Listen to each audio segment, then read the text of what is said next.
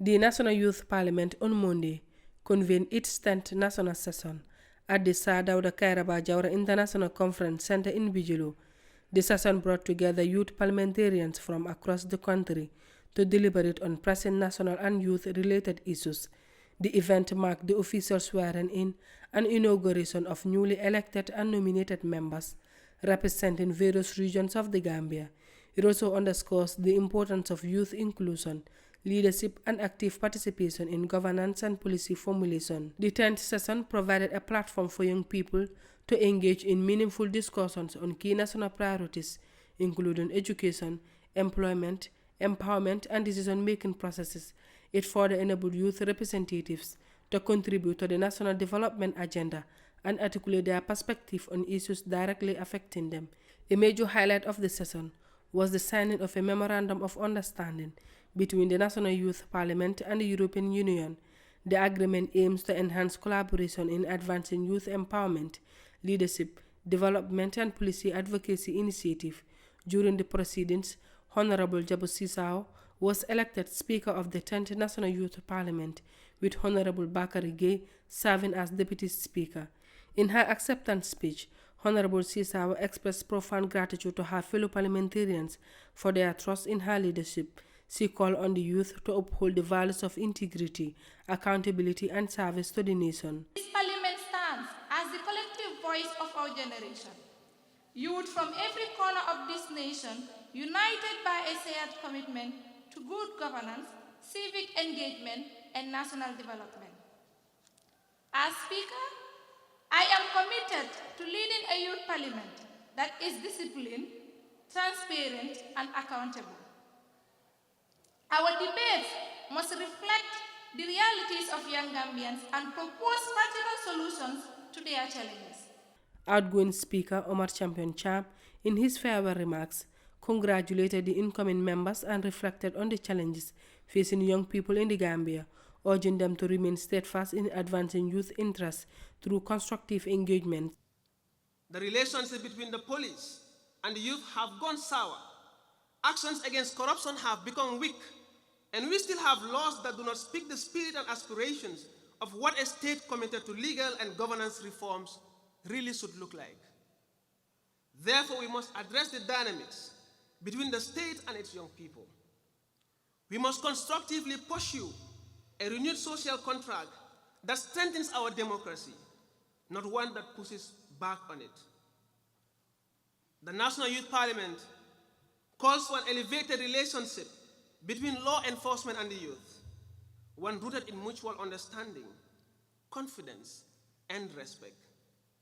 We must ensure that the constitutional right to free expression and peaceful assembly is upheld not just in law, but in practice. Our voices are not meant to be threats. They are the early warning system and the nation's conscience.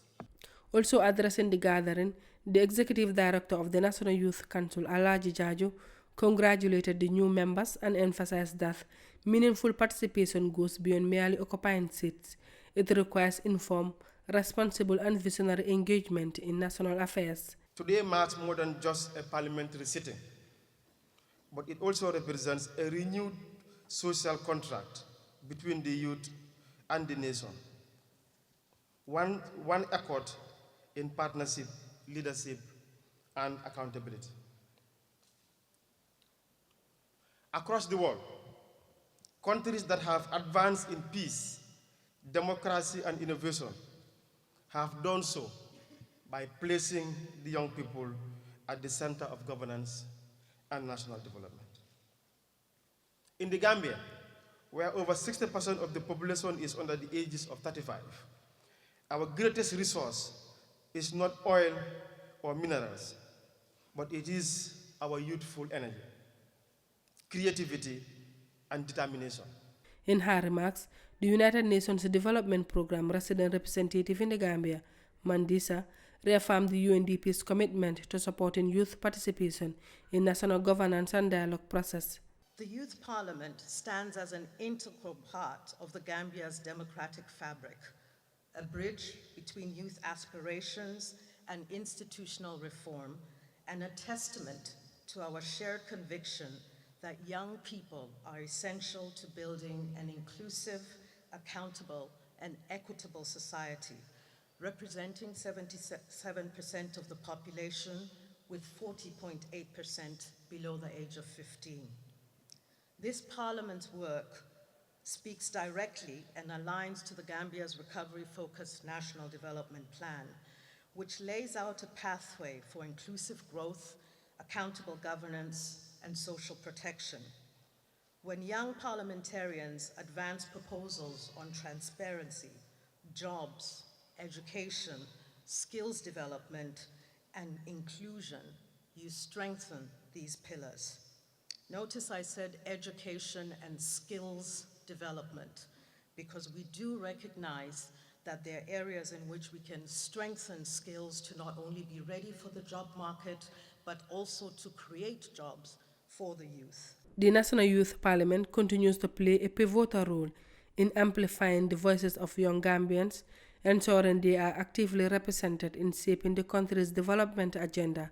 The 10th session stands as a testament to the NYP's ongoing efforts to strengthen youth leadership, empowerment, and participation in national decision-making.